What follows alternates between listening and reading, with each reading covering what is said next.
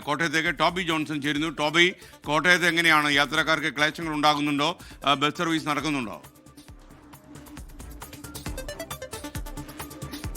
ക്ലേശങ്ങൾ ഉണ്ടാകുന്നുണ്ട് എന്ന് തന്നെ വേണമെങ്കിൽ പറയാം. കാരണം നമ്മൾ രാവിലെ മുതൽ റിപ്പോർട്ട് ചെയ്യുന്നതാണ്, കോട്ടയം നഗരത്തിൽ വാഹനങ്ങൾ തടയുന്ന ഒരു സ്ഥിതിയിലേക്ക് കാര്യങ്ങൾ പോയിരുന്നു. ഈ സമരം തുടങ്ങി ആദ്യ മണിക്കൂറിൽ തന്നെ റോഡ് ഉപരോധിക്കുന്നതിലേക്കാണ് പ്രവർത്തകർ കടന്നത്.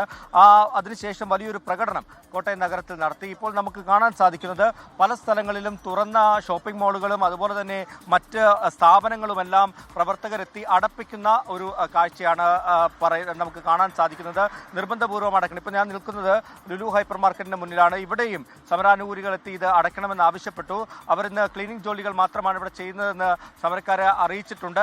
അതുകൊണ്ട് തന്നെ ഇപ്പോഴും സമരക്കാർ ആരെങ്കിലും വരുന്നുണ്ടെങ്കിൽ അവർ തടയുന്നതിന് വേണ്ടി ഇവിടെ നിൽക്കുന്ന കാഴ്ചയാണ്. അതിന് സമാനമായ രീതിയിലാണ് മറ്റ് നിരവധി സ്ഥാപനങ്ങൾ പ്രവർത്തിക്കുന്ന ഒരു മേഖലയാണ് മണിപ്പുഴയാണ്. അവിടെ ചില കടകളും അതുപോലെ ചില സ്ഥാപനങ്ങളും തുറന്ന് പ്രവർത്തിച്ചിരുന്നു. അതെല്ലാം പ്രവർത്തകർ അടപ്പിക്കുന്ന അല്ലെങ്കിൽ ബലം പ്രയോഗിച്ച് അവരോട് കർശനമായിട്ട് ഇത് ഈ ഹർത്താലിനോട് സഹകരിക്കണമെന്ന് പറഞ്ഞ് അത് അടപ്പിക്കുന്ന കാഴ്ച നമുക്ക് കാണാൻ സാധിക്കുന്നുണ്ട്. എന്തായാലും വാഹനങ്ങൾ തടയുന്നത് രാവിലെ ആയിരുന്നുവെങ്കിൽ ഇപ്പോൾ അതിന് ചെറിയൊരു ആശ്വാസം വന്നിട്ടുണ്ട്. പല സ്ഥലങ്ങളിലും വാഹനങ്ങൾ കടന്നു പോകുന്ന കാഴ്ച നമുക്ക് കാണാൻ സാധിക്കുന്നുണ്ട്. രാവിലെ പക്ഷേ ഇങ്ങനെയല്ലായിരുന്നു സാഹചര്യം. KSRTC അടക്കം തടഞ്ഞു വെക്കുന്ന കാഴ്ച നമ്മൾ കണ്ടു. കേരള ബാങ്കിന്റെ ഒരു ശാഖ പ്രവർത്തകർ പൂട്ടിച്ചു. അതുപോലെ തന്നെ റിലയൻസിന്റെ ഹൈപ്പർ മാർക്കറ്റ് KSRTCയിൽ വലിയ രീതിയിലുള്ള ഒരു ചെറിയൊരു സംഘർഷത്തിലേക്ക് തന്നെ പോകുന്ന ഒരു സാഹചര്യത്തിലേക്ക് കാര്യങ്ങൾ എത്തി. അതിന് കാരണം നിരവധി യാത്രക്കാർ എത്തിയിരുന്നു.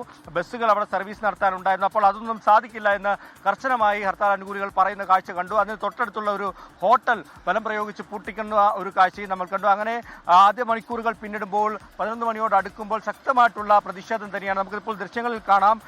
മാരുതിയുടെ ഒരു സർവീസ് സെന്ററാണ്. അവിടെ ചില ജീവനക്കാർ വന്നിരുന്നു. അവരോട് ഇത് പ്രവർത്തിക്കാൻ പറ്റില്ല എന്ന് കർശനമായി പറയുന്ന കാഴ്ചയാണ് നമുക്ക് കാണാൻ സാധിക്കുന്നത്. അങ്ങനെ ഈ ആദ്യ മണിക്കൂറുകൾ പിന്നിടുമ്പോൾ ശക്തമായിട്ട് തന്നെ ഹർത്താൽ മുന്നോട്ട് പോകുന്ന കാഴ്ചയാണ് നമുക്ക് എല്ലായിടത്തു നിന്നും കാണാൻ സാധിക്കുന്നത്.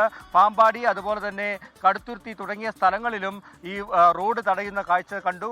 അങ്ങനെ ശക്തി കേന്ദ്രമായിട്ടുള്ള നമ്മൾ എടുത്തു പറയേണ്ടത് CSDS പോലെയുള്ള സംഘടനകളൊക്കെ അവരുടെ പ്രവർത്തിക്കുന്ന ആസ്ഥാനമായിട്ടുള്ള ജില്ല കൂടിയാണ് കോട്ടയം. അതുകൊണ്ട് ശക്തമായിട്ടുള്ള പ്രതിഷേധങ്ങൾ തന്നെയാണ്, അല്ലെങ്കിൽ ഹർത്താലിന് ശക്തമായി തന്നെ പോകുന്നു എന്ന് വേണമെങ്കിൽ നമുക്കിപ്പോൾ റിപ്പോർട്ട് ചെയ്യാൻ സാധിക്കും. എന്തായാലും രാവിലെ ബസ്സുകൾ അല്ലെങ്കിൽ യാത്ര തടയുന്ന രീതിയിലാണ് കാര്യങ്ങൾ പോയിരുന്നെങ്കിൽ ഇപ്പോൾ കടകമ്പോളങ്ങൾ പൂർണ്ണമായും അടപ്പിക്കുന്ന നിലയിലേക്ക് കാര്യങ്ങൾ എത്തിയിട്ടുണ്ട്. സ്കൈൻ